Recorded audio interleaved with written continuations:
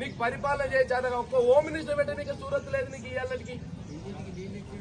ఇప్పుడు నల్లలో మనం చూసినాము, నీళ్ళు ఉంటే నా ఇంటింటికి వచ్చినాయి ఎప్పుడన్నా? ఎవడన్నా పట్టించుకున్నారా? మరి ఇంత మంచి కార్యక్రమం చేసిన పట్టుకొని నీ నోటికి ఏదొస్తే తిడతావా?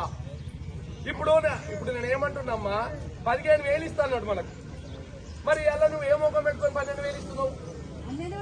ఏమన్నా ఆయన టీవీలలో మీరు ఉన్నారు కదమ్మా, రైతు బంధు బంద్ అవుతుందంట. నేను అవలగాన్యా, నేను దివానగాన్యా, నాకు దమాక్ లేదా? నువ్వేం 10,000 ఇస్తే నేను 15,000 ఇస్తాను. మరి ఇవాళ ఏమైంది?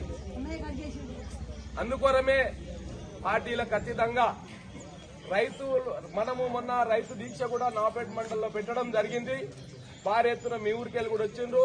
ఊరున మనం ఇవాళ ఏదైతే రైతు పల్లెబాట కార్యక్రమం చేపట్టినామో ప్రతి ఊరు తిరిగి ఎక్కడైతే నువ్వు అబద్దాలు చెప్పినావు బిడ్డ, నిన్ను ఇచ్చే ప్రసక్తి లేదు.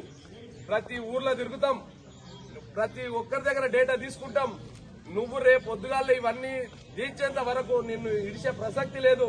బీఆర్ఎస్ పార్టీ పక్షాన, నాపేట మండలి పక్షాన రేపు ఒక వారంలో మా ధర్నా కూడా పెట్టి ఈ మెసేజ్ ముఖ్యమంత్రి దాకా పోయే విధంగా మేము ప్లాన్ చేస్తున్నాం.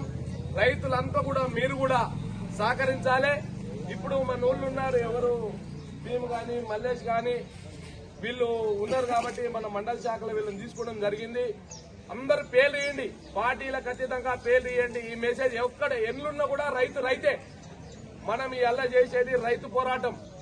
రైతులకు ఏదైతే మోసం చేసి గద్దె ఎక్కినాం కాబట్టి దాన్ని ఎండగట్టడానికి మేము తిరుగుతున్నాం. మీరు కూడా లింగంపల్లి ఉన్న రైతు సోదరులందరూ కూడా ఏకమయ్యి మాకు కొట్లానికి అవకాశం ఇవ్వాలని కోరుకుంటూ సెలవు తీసుకుంటున్నా. జై తెలంగాణ.